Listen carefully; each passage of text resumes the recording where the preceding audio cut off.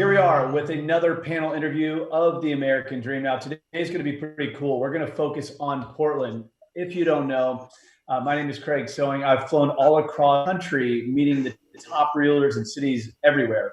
In Portland, we have some of the best in the business, and also joining us is a little bit of advice coming from the mortgage industry.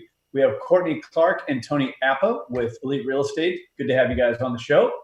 Hi, thank you for having us. Thanks for having us. And then the money gal, we got Annie Rand of All Pacific Mortgage, going to talk a little bit about the finance side of things. Thanks, Annie, for joining us as well. Great. Thanks for having me. I appreciate it. So for the last couple of years, we've been shooting the show, The American Dream, and we're usually out in your neighborhoods, your communities, and checking out your cool listings. World has changed a little bit. So here we are bringing expert advice, really when I think people need it the most. You know, we talk about housing markets being local. There's a lot of things that people see on the national news and national reports, but let's boil that down to what's happening specifically in Portland. Tony and Courtney, you guys are top producers out there, do as an organization almost $300 million a year, which is a tremendous amount of production. What are you guys seeing out there in the Portland marketplace? Well, I'm seeing that the Portland market's really been positive and reacting positively to what's going on. I mean, of course, we've got coronavirus, and that has kind of halted how we do business, but it's not halted the actual real estate business. When you say it's changed the way I'm assuming you do business, what is that like now? Tony, I'd love to switch to you so we can go back and forth, since the two of you are teammates. You run a boutique setup up there. How does the business function right now? Yeah, absolutely. So as far as listings go, if you're looking to sell your home, we're doing Zoom meetings to get the listing presentation out to you and get your home prepared. We're doing a lot of virtual tours, 3D tours, and video, and marketing it so that it gets the highest exposure out there. On the buy side, same thing. We do the Zoom meeting. We make sure people are looking at the 3D tours that are online and available. And if they see a home that they have to see in person, then we'll take the extra precautions, wear gloves, booties, face masks, and abide by social distancing standards, and go and show the home. After we're done showing the home, we wipe down all handles, all the doors, and make sure it's clean and left safe for the sellers. Yeah, well, I would consider it an essential business. People need food, water, and shelter. You guys are helping them with the shelter part of that. And not to mention the financial impact this has on the entire marketplace as a whole. Courtney, what is the psychology of the buyer and seller right now? That to me is one of the most fascinating things, is that, you know, situations like this, recessions, it tends to have us pull back, be in fear. But I would think that for buyers with as low as rates are, and we'll talk to Andy here in just a moment about rates, that there should be some real excitement around buying because rates are so low. And also I would imagine that there's some sellers that are putting their home on the market, maybe discounted prices. What are you seeing? What's the psychology of the market? Yeah, that's a really good question.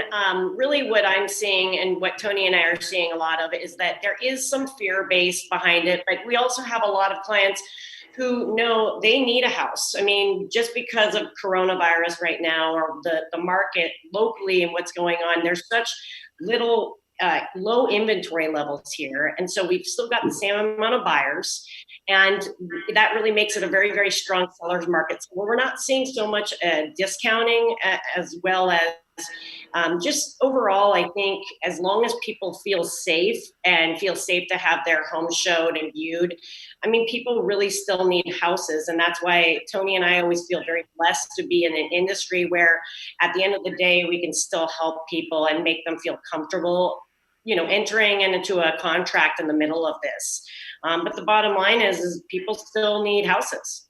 Yeah, and you know, you're helping people now at a time when I think they need them most. I mean, I don't know the exact number in Portland, but I imagine there's over 1,000 realtors. You guys represent the upper echelon, and you've come on our show for a while now. We've gone out in the market with you. It's great to have you on a panel here where we're getting expert advice, which is so important right now more than ever. But I believe also when we come out of this thing, there'll be a V-shaped recovery. It's not like the economy was bad, and now the economy is going to have $2 trillion worth of stimulus injected into it.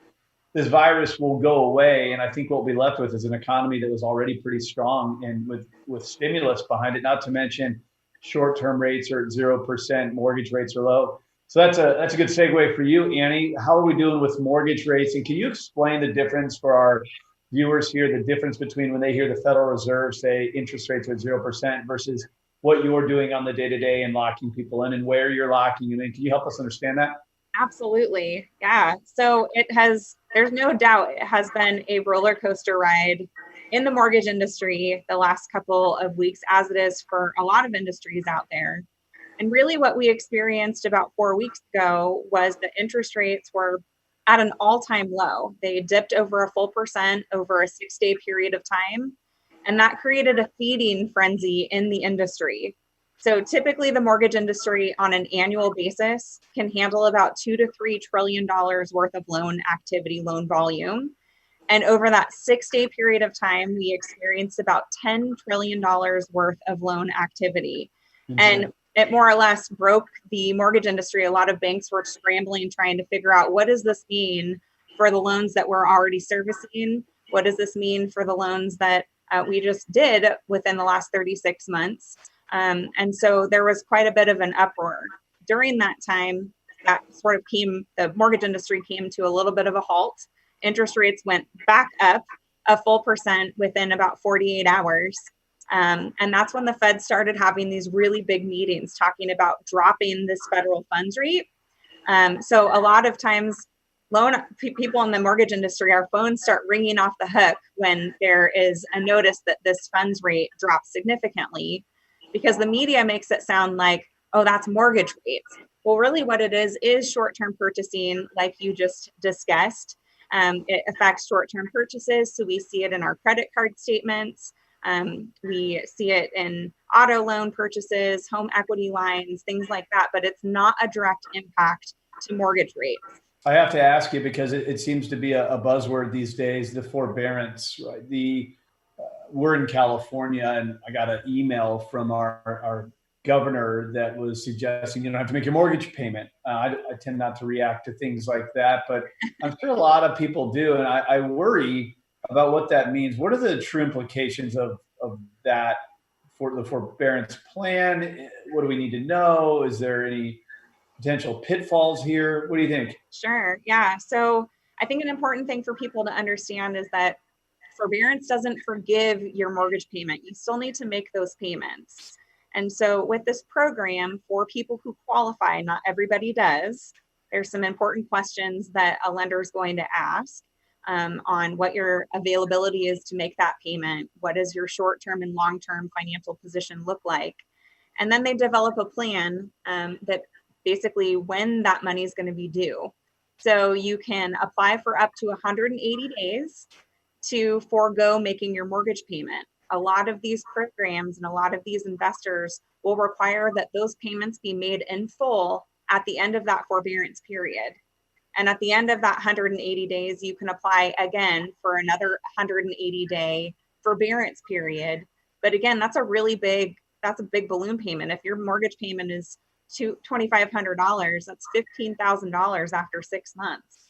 So it's meant to be a short-term fix, but people definitely need to have a plan in place. So once they get out of that forbearance, they can continue making that mortgage as originally promised. Yeah, sometimes you watch the news and they don't go into depth on things like this. And on the surface, when you read captions that say you don't have to make your mortgage payment, I worry that people will just not make the payment. They won't call their banks or their servicer and really find out the truth there. And I worry because you're right, they're going to get hit with a massive payment, maybe credit issues. So like anything, we got to have great advice. Annie Ransom, one of the best in the business as far as mortgage goes. All right, I'm going to go around the horn real quick in parting, and I know nobody has a crystal ball, but I'm going to make you make some predictions because you guys are real experts out in the market, working with buyers and sellers and understanding the psychology of what's happening. What do you think on the assumption that this COVID crisis parts ways from us and the world, let's just say in 60 days, what do you think the market recovery looks like? It sounds like there's not even any damage to the Portland market, which isn't what we're hearing everywhere. But what do you think happened specifically in Portland? Let's start with you, Tony. Yeah, I'm real optimistic. I think that we normally see an uptick in real estate activity around this time of the year. I think that's delayed 2-3 months. And by the end of summer, we'll be where we should have been this time of the year. What do you think, Courtney? I too am very optimistic, and I just believe, we've never seen the Fed inject that kind of money into our economy ever, even back in 08, 07. If anybody was already around then when that whole entire thing happened, that bubble happened because we didn't have mortgage-backed securities. The Treasury and the Fed were not behind our economy. And I just feeling very, very positive. Like you said, we don't have a crystal ball, but I feel very, very good about it. I also think that there will be some sort of maybe it'll be slow to start with other industries, and that may have a little bit of an impact on the real estate market going forward. But I think at the end of the day, we're Americans, and we always bounce. We always bounce back, and I have a very positive outlook on life and real estate. So I'm with you on that. Annie, let's finish with the finance gal. What do you think? I agree. I'm also optimistic. I think that we're getting a lot of aid right now from the federal government, and we really need these interest rates to stay low so that, real estate is one of the biggest drivers of our economy, and consequently, it's still fairly healthy right now. I am curious to see what happens when a lot of these businesses reopen their doors and unemployment numbers stabilize, because, we will see a little bit of shakeup. We're in the second quarter of the year. And so as we get into the third quarter and really the fourth quarter is where I see our economy really showing signs of a rebound. Yeah, such a fascinating variable, the unemployment.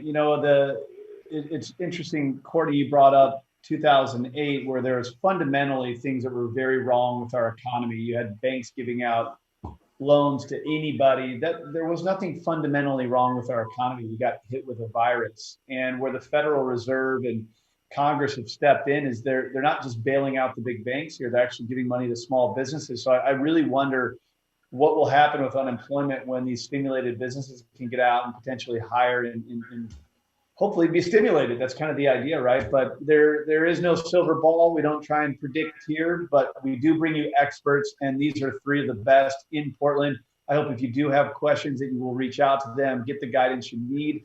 My number one job on this show is to be a consumer advocate, and I can tell you the easiest job is to just connect with the best in the business. Tony, Courtney, and Annie, thank you so much for representing Portland. We appreciate it. Thanks so much for having me.